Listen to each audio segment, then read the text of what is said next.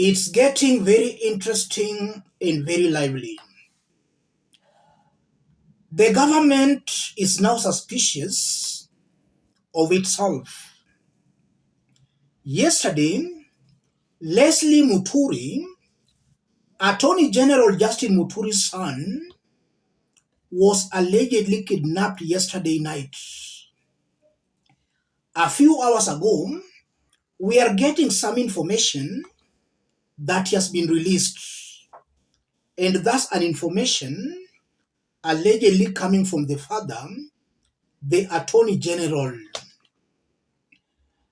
So, if Attorney General's son can be kidnapped by police officers in a government, he is the Attorney General, that proves it to me that this government is in a state of total confusion and suspicion. And the arrest of Muturi's son yesterday, I know that has really increased some suspicion levels between him and William Samoei Ruto. And this alleged abduction, it's rumored that he has been sponsoring some of these Gen Z demonstrators. But we all know that these Gen Zs demonstrating are sponsoring themselves. If at least somebody here or there is chipping in, largely they are sponsoring themselves. That's something that Kenyans should and must know. So you can't pin these demonstrations on one single individual. As that was happening, earlier today, there were massive demonstrations again in Nairobi's CBD.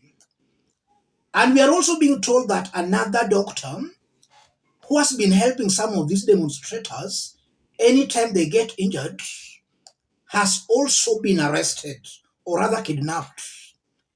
And now, the Kenya Practitioners, Pharmacists and Dental Union has given out a very strong warning. Another confirmation that as time goes by, more and more unions and bodies might join in these demonstrations. Let's have a look at the letter. Kenya Medical Practitioners, Pharmacists and Dentists Union. For immediate release, 23rd/06/2024, abduction of Dr. Austin Omondi. KMPDU, representing all Kenyan medical doctors with a membership of 10,000 across both public and private sectors, strongly condemns the abduction of Dr. Austin Omondi, alias Japrado, allegedly by government agents driving car registration KCU 819H. Dr. Omondi was leading a blood donation drive to aid injured protesters at the Sikh Union along Forest Road at the time of his abduction. We unequivocally reject any breach of the Geneva Convention, which protects medics and aid workers even in conflict zones. The recent protests do not justify such reprehensive actions. The Medics for Kenya initiative, led by young doctors under our union's guidance, provides essential first aid to protesters injured by violent police actions. Despite facing challenges, including unemployment affecting 4,000 doctors and 1,500 interns waiting for their licenses, we stand in solidarity with the protests aimed at making the Kenyan government prioritize its citizens over international financial institutions. We demand the immediate and unconditional release of Dr. Austin Omondi. Should he not be safely returned by midnight, we will initiate the closure of all public and private medical services to locate our colleague. We urge the individuals driving police car KCU 819H to return Dr. Omondi immediately to continue his life-saving humanitarian work. Medical personnel remain impartial, dedicated to saving lives on all sides of any conflict. Dr. David Atela, General Secretary and CEO, Kenya Medical Practitioners, Pharmacists and Dentists Union. Yes, that's a very strong warning. If the abducted doctor can't be released by midnight today, then we are staring at a possibility of all public and private hospitals being closed. So another union or another body might also just be joining into the protests. It's getting very, very interesting. I want us to put all this into perspective, considering the arrest of Justin Muturi's son and now the arrest of this doctor. If you are watching us but you have not yet subscribed, subscribe in order not to miss our next analysis. Let's proceed. What does all this mean? RUTO's government is seriously panicking and running out of options. If now they start intimidating some other individuals, then they are just making the situation worse off than it has actually been.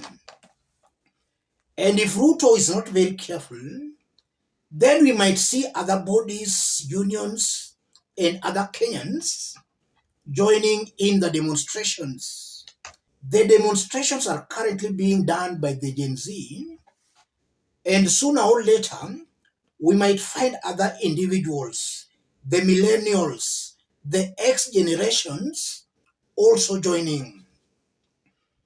And with the courage that Gen Z has shown, I don't think William Ruto will survive it this time around. He will either be forced to run away or to quit and resign. That's the only thing I'm seeing here. And I'm saying it based on what I saw today in Nyahururu. A whole president being forced to cut short his speech. The locals of Nyahururu never wanted to hear anything coming from Ruto. Ruto had to cut short his speech as Kenya Kwanza leaders who accompanied him sped off. They literally ran away. So Ruto has to be very careful on how he handles this situation. And to the abduction of Justin Muturi's son, that has already caused suspicions between Ruto and Justin Muturi. Because honestly, you cannot come abduct my son and then you expect my relationship with you still to be cordial. That proves Ruto's government is sinking. And if that trend continues, we will start seeing some high-level resignations from Kenya Kwanza government. The government is fighting itself. That's something I'm seeing here. And as that happens, we are also being shocked that some top officials in Musalia Mudavadi's ministry or other office were today arrested over corruption. So all these things are miraculously happening at the same time. This government is collapsing. That's what I can say, ladies and gentlemen.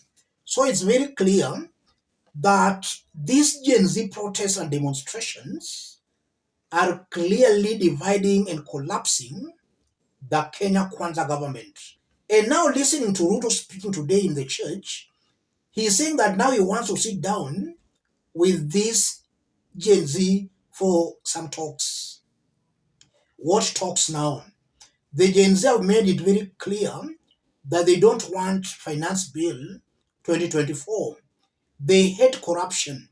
They are against William Ruto's misrules. All what William Ruto needs to do is to address those issues. No need of talking or holding a round table with anybody. Let him just address the issues that are already in the public domain. Ruto should serve Kenyans, not serving outsiders. Let me stop it there, ladies and gentlemen. If you are watching us but you have not yet subscribed, subscribe, give the video a like. And to any other person watching us outside Kenya, drop a comment, let us know from which part of the globe you are watching us from. If possible, subscribe, give the video a like. Thank you. God bless you.